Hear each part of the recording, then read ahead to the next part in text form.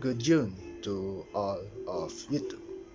My name is Anthony Raymundo, and I am here to spread my thoughts on the ongoing online classes associated with the pandemic, in my home country, the Philippines at least.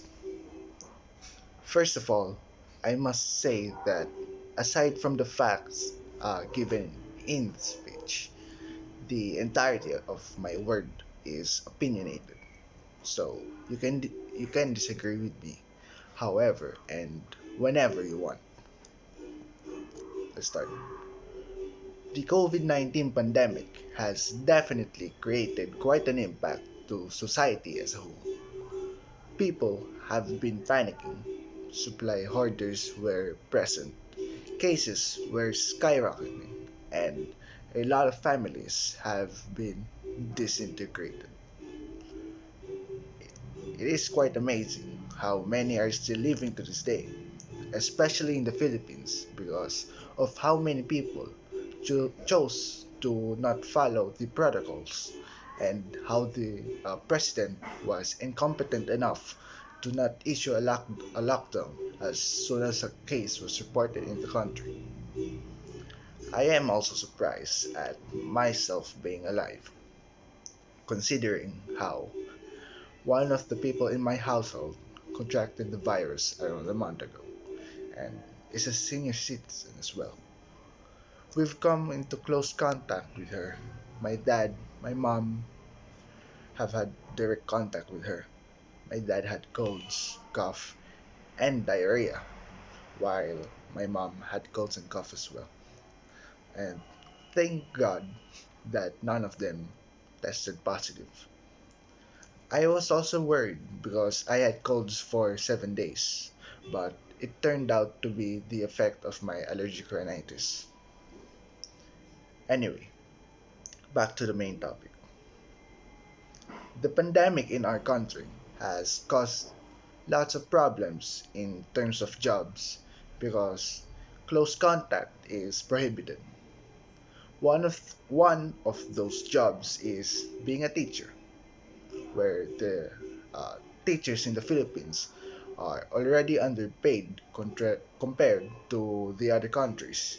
Yet the virus made them struggle even more, making them not go to work while the school gets close to being in debt. The students that they were teaching also have had to deal with quite a bit of trouble, staying at home without proper education for over half a year while also dealing with the pandemic. After all those months, the higher ups had to make a move, and that was to implement distance learning with the options of partaking in synchronous learning, or in other words, the live classes. Asynchronous learning, where you watch recorded classes, or lastly, the remote print learning, where you study by the form of modules. From what I remember, back in July, there were students from my school and from other schools who were against the online learning and had their rants trending on Twitter. I had lingering thoughts when I first saw these posts. So this could serve as uh, the problems of online learning. First of what I have thought is society's view on the students.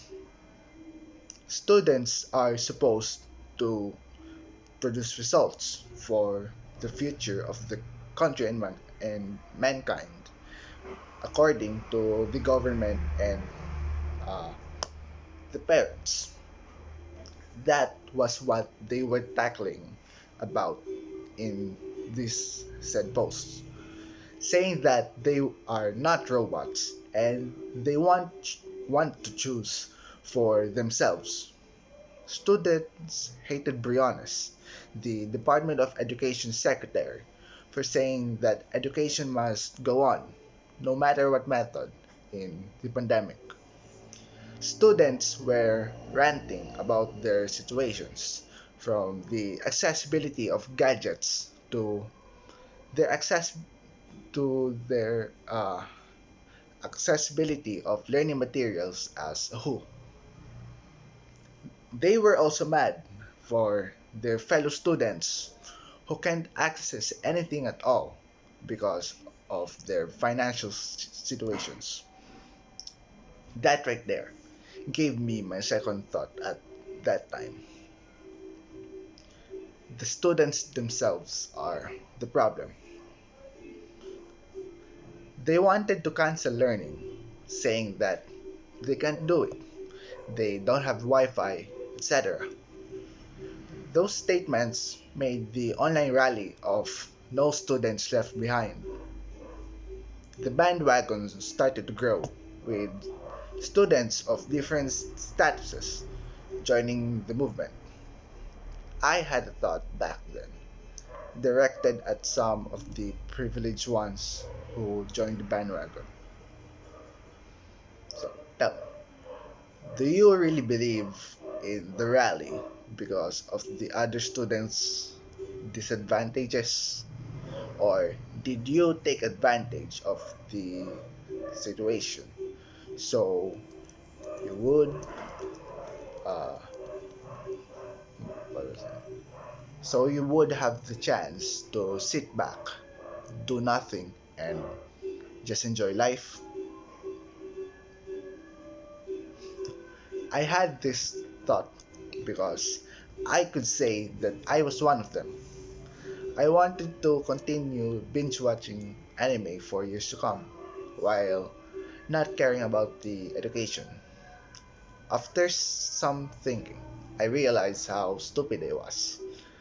I realized that I won't go anywhere while being a shut-in NEET who does not do anything except for play games, browse social media, etc.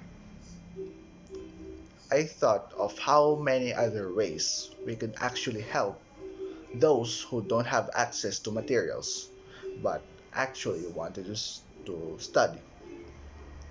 Some weeks later, it was announced that there would be fundraisers for those in need. No out, no way out of this hut. That was the thought in my mind at that time. For my final run, I leave a question: who actually benefits from the online learning? Who does not have benefits? Are we stuck in this loophole, as said by Chad?